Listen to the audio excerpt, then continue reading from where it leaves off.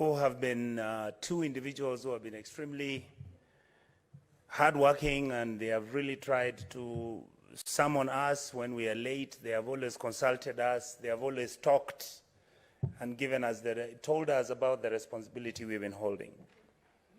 Madam Speaker, as I'm contributing to the issue of the disbursement schedule that is being done by the Budget Committee where I sit, and honestly, the way the Vice Chair spoke, the truth is that we've really been burning the midnight oil to make sure that these reports are completed on time so that we can try and present our schedule so that then devolution doesn't collapse. Madam Speaker, one of the things I wanted to discuss and raise is that, number one, I am happy that most of the committees now, after 10 years of devolution, are beginning to understand the responsibility of us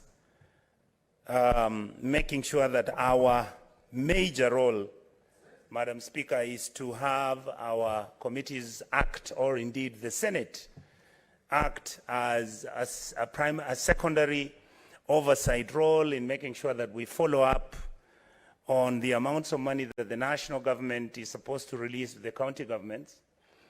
And then we are supposed to, again, follow up to the primary oversight authority, and that is the county assembly, to make sure that any resources they get are used and channeled directly to the county governments that we represent. My major responsibility, Mr. Speaker, has been to follow up, to do my job, accept what my mandate is and my responsibility. That mandate is to act as the oversight officer, make sure follow up on the detailing, which I believe the Kenyan public is listening, and that is how is this money released, where does it go, and how it's spent. To a large extent, Mr. Speaker, what normally happens is that there is confusion which is created deliberately, and I think we have had some of our colleagues here mention that it is very common and very obvious when you see some governors talking and saying how money has not been released by the government, and in fact, the government is the one which is not paying salaries. And Mr. Speaker, I've been telling my colleagues in the opposition where we belong that at some point, when a government in office, and even when the opposition party participates in doing something that is appreciated, we should give them credit. I actually would like to officially give credit to the KK government because of the fact that for the first time, all the money that is supposed to go to the county government has been released. That is what we would want to encourage the government to do, because this money being released is not supposed to be done as a punishment. It is supposed to be done because, one, it is constitutional. Number two, that the national government's responsibility, and indeed for this case, the KK government's responsibility is to make sure that our money is released and it's taken to the county governments where it's supposed to mitigate the issues which are affecting our people.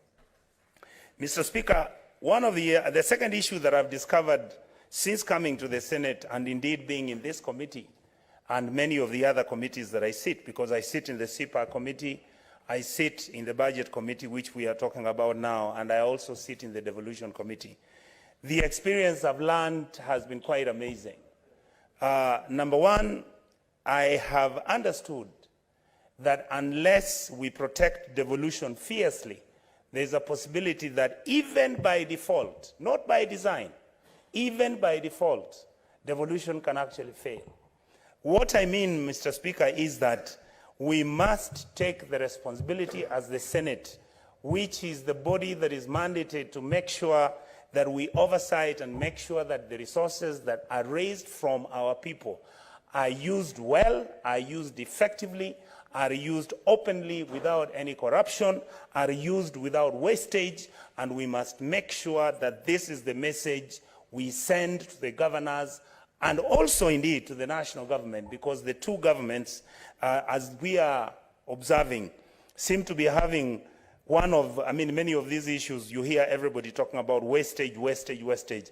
I think just the way I saw President Ruto talking about Why are we having cabinet ministers traveling to Seychelles?